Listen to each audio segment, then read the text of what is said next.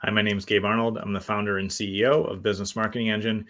And today I'm excited to share with you 5 marketing lessons that I learned from a billion-dollar room that I was invited into recently. I had the privilege of being in a really amazing, exciting, and exclusive mastermind about a month ago. And I know I've shared a little bit of it on the show so far, but I've really been reflecting on it. And I want to share some of these really important lessons that I learned. So stay tuned and I'll share them with you.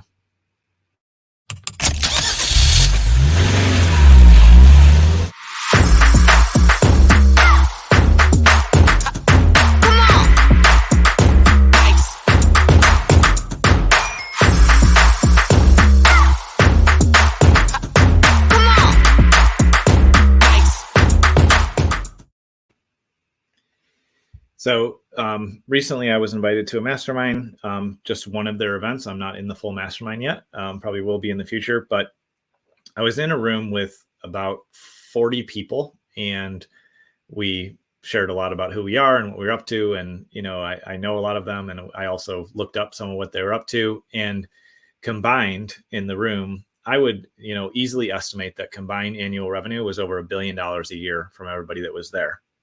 And that was something that was pretty impressive for me when I just sat there and realized it, because to achieve really high levels of revenue, you have to implement and execute, and you have to be really intentional about where you invest your time and effort inside your business. And so whenever I'm in a space like that, and even when I'm in a space with brand new startups and people that are just starting a business, I always pay attention and ask myself, what can I learn from the situation? What are the lessons here that I can apply to my business? What are the lessons I can take back and share with you and with my team as well?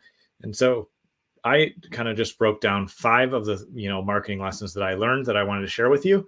And as I go through these, ask your questions down below. Leave me a comment, shoot me a message. I'd love to expand on anything that piques your interest. But I thought it would be a great starting point just to kind of share kind of the key takeaways that I learned. So one of the first things that was shared by one of the copywriters there, David Deutsch. He is a phenomenal copywriter that has written, $1 million controls and done, just incredible work in the copywriting space. He talked about how AI is a powerful tool that we can use in our marketing. And what I learned in that session from him is that AI is, at least in probably, for the next few decades, maybe even to say my lifetime, AI is not going to take over my marketing. But it is a tool that can help us get to our destination faster. So when we look at AI used on advertising platforms, when we look at AI for copywriting, our team uses a tool called Jasper. There's a bunch of other ones out there as well.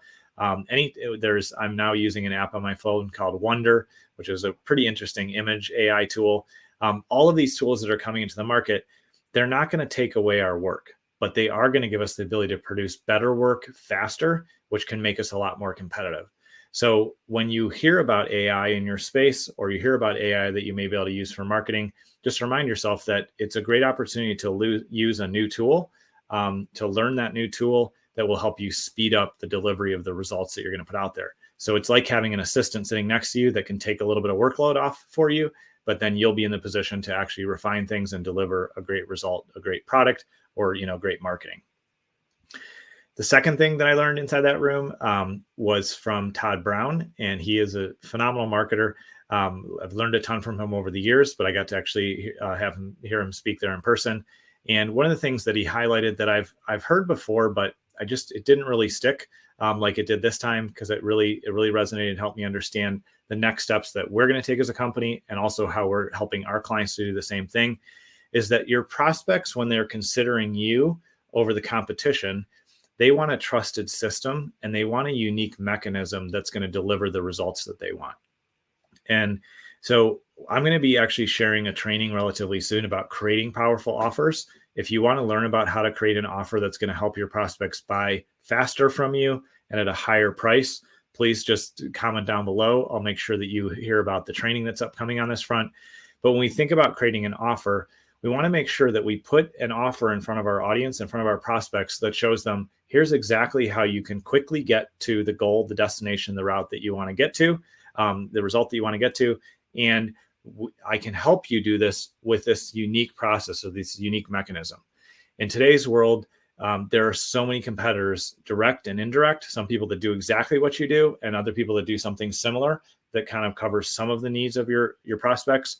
And so in order to stand out, we need to have a unique process. And oftentimes it's a process that we need to clearly call out and say, this is a faster process. So it's something to really pay attention to there. So ask yourself, what is the unique mechanism? What's the unique way that I deliver this result? Because that's something you can really highlight in your offers and your marketing, and it will help you stand out. Again, I have some training coming on that. If you want to learn about that, please let me know. We'll make sure that you get the information about it. The third lesson that I learned, which is tied into offers and a lot of things that were talked about inside the mastermind, and I've heard this before, but it really resonated for me, and I've been saying this for weeks now, is that time is more expensive than money. And so related to having a unique mechanism, time is more expensive than money is something that both Todd Brown and Rich Schefren talked about when they were sharing in the room there.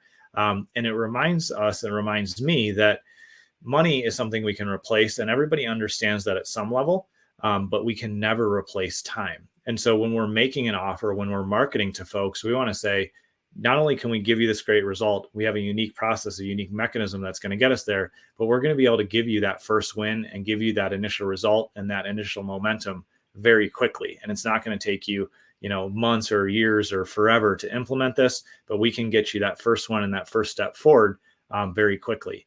And so all of us realize, consciously or unconsciously, that our time is limited. And so when somebody's asking us to invest a bunch of time, our offer can struggle. But if we can say, hey, you can pay a little bit more and you can get a faster result, that's an offer that typically outperforms a lower cost offer, a lower investment in dollars that takes more time. So keep that in mind. Time is way more expensive than money. The fourth thing that I learned, this was actually from Rich Schefren as well, because he talked about all of the things that he's used that have been really successful and big winners over the years. He is one of the godfathers of internet marketing, and he's just learned a ton and was super gracious in what he shared. But he talked a lot about how attention dies out over a period of time of either months or years. And so maybe in your marketing, when you started out, you had something that was really clicking, was really successful, and you were bringing people in, and it worked really well. But over, again, a period of weeks or months or, usually years, you notice that you're getting less and less result from that offer. It's because it was no longer new. It was no longer getting attention. And so when you see your offer slow down, when you see marketing not performing, it's because whatever you've been putting out there, your audience and your prospects are now blind to, because either everybody is doing it or they've seen your offer so many times that they just, they no longer notice it. I use the analogy a lot of, if you've ever, driven somewhere nearby where you live on a highway or something, and you see a billboard and it's a brand new billboard and it's catchy and it's bright colored and it's got a creative or interesting or catchy message, that's great. And you'll notice it for a little bit. But if they don't ever change that billboard up, your mind will just block it out because it's old information that doesn't need reprocessed. The same is true in our marketing. We have to make sure that we're putting new attention-getting offers out there and that we monitor how they perform. And when they start to slip and die, we put a new front side to the offer. We can still deliver the same result, the same success, and still really serve our customers with our amazing products and services, but we're going to need to catch attention in a different way. So keep that in mind. It's something that I've actually spent a lot of time thinking about and working on in the last couple of years, because I realized that I don't always first think, like, how can I get attention and then serve and add value? So make sure that you're finding ways to get attention, and that your offers are changed out. You change out the messaging, the approach, the style, the front side of how you're going to attract people on a periodic basis, because that's what's going to help you, really make your marketing successful in the long run. The fifth lesson that I learned in the room there a few weeks ago is that it's really important to find your superpower and lean into it. There's always going to be competition. It's definitely a good thing if you have competition in your space, because it means there's plenty of people that want to buy from you, and that this is a valid, viable industry space to be in. But remember to find your unique approach. We talked about that a little bit earlier, and never forget to build relationships in the process. Because once you start to identify, here's my superpower, here's how I attack things, here's how I go about things, that not only allows you to shore up and improve that unique mechanism that you're going to make part of your marketing offer, but it also gives you something really valuable to add to the relationships that you're going to have with your prospects, with your customers, with your vendors, with all the folks that you serve, and even just in, masterminds and other networking groups you're in.